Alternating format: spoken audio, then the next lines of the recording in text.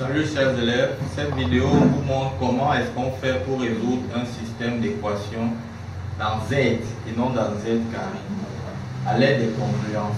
Nous avons un système comme celui-ci, 2x plus 4 congrue à 0 modulo 3 et x congrue à 2 modulo 7. Pour résoudre ce type de système, la première chose que vous devez avoir, c'est les différentes valeurs que peut prendre x. 2x plus 4, il est congrue à 0 modulo 3.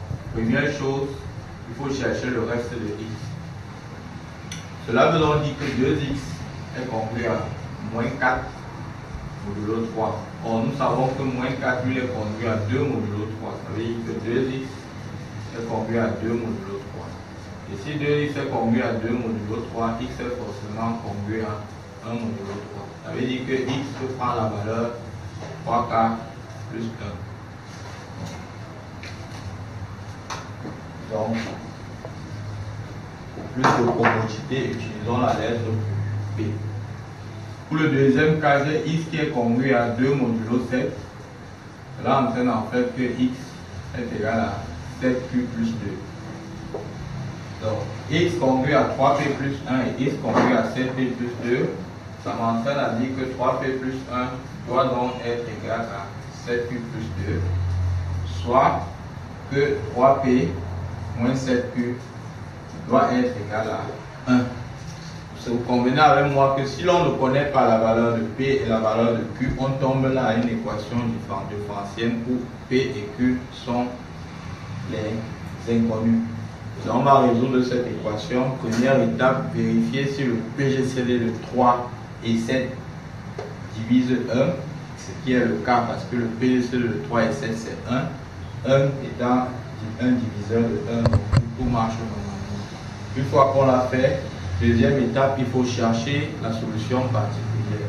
Quand vous utilisez donc l'algorithme d'Euclide, vous allez donc obtenir comme solution particulière le couple moins 2, moins 1.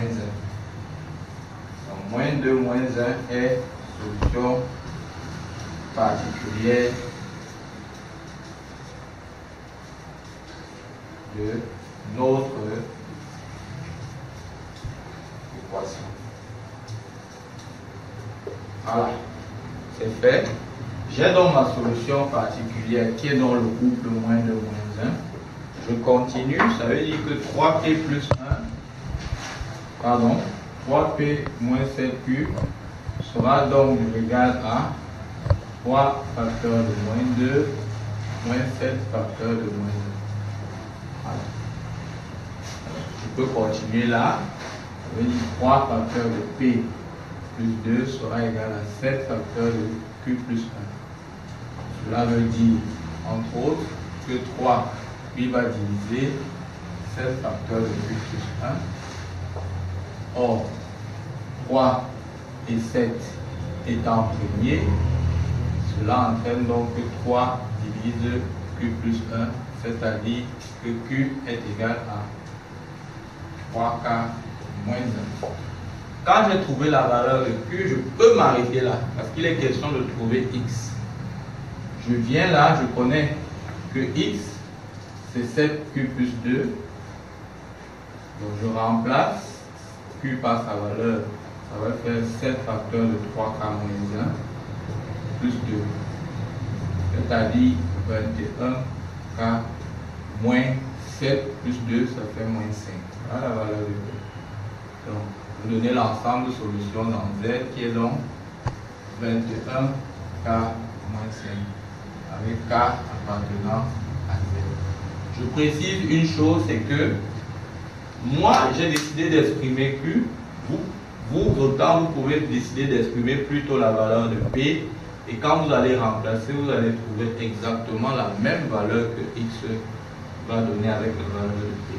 Donc chaque fois que vous avez un système de ce type, la première chose qu'il faut donner, qu'il faut trouver, c'est de déterminer les valeurs de x, les valeurs potentielles de x que la première et la deuxième équation vous donnent.